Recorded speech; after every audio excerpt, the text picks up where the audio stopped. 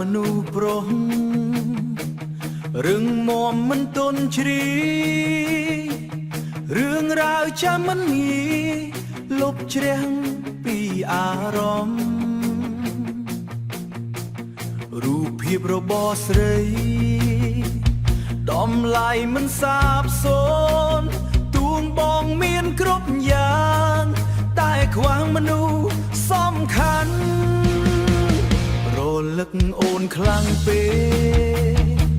ថ្មិចភ្នែកក៏យល់សពបើអាចសុំជួបមុខបន្តិចក៏អស់ចិត្ត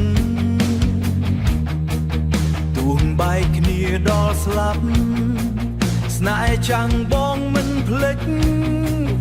នៅនឹកអូនជានិច្ចពេញមួយជីវិតនេះបងនឹកអូនខ្លាំងណាស់សង្សារចាប់បងអើយបងចង់ត្រឡប់ក្រោយ